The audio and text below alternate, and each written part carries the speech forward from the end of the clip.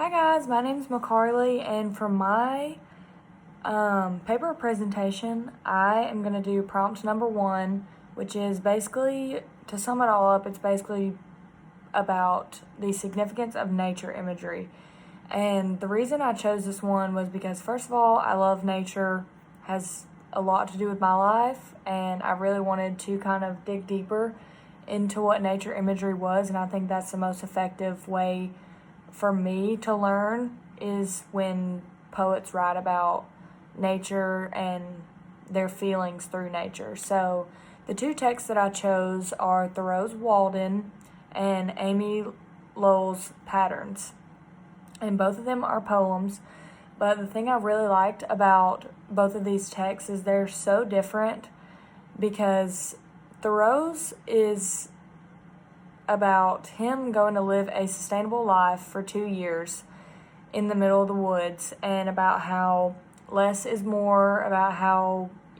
our society has made all of these things irrelevant that supposedly that mean things to us now, that are totally irrelevant to what humans really need and what we should really learn and think about on a day-to-day basis. And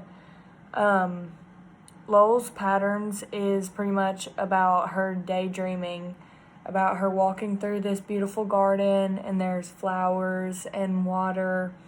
and the harsh reality behind that poem is that she's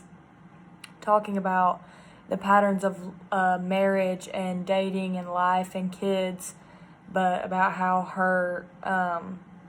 fiance died in war, and how she won't get to experience the patterns of life because he died. And it's just crazy to think about how both texts use nature imagery in such a different way, but they're both so effective by showing their true emotion, or explaining something in a way that you've never heard, but it makes sense to you because they're using nature. In Thoreau's Walden, I remember one of the quotes that I'm going to use is about how, the pond that he used to go to and ride at all the time was basically he used personification to make it seem like that's the equivalent to what our souls are like, the depth of the pond and the way it reflects the sky and things like that. And it's just so much to think about. But for my argument, I wanted to talk about how love, life, and even death relates to how humans show their feelings by using seasons and nature imagery. I wanted to kind of dig deeper into how both authors explain their emotions through nature and how effective it is in both scenarios, and kind of round it out by showing how they're alike and what things make the audience feel happiness and joy in life, and then how they want you to feel.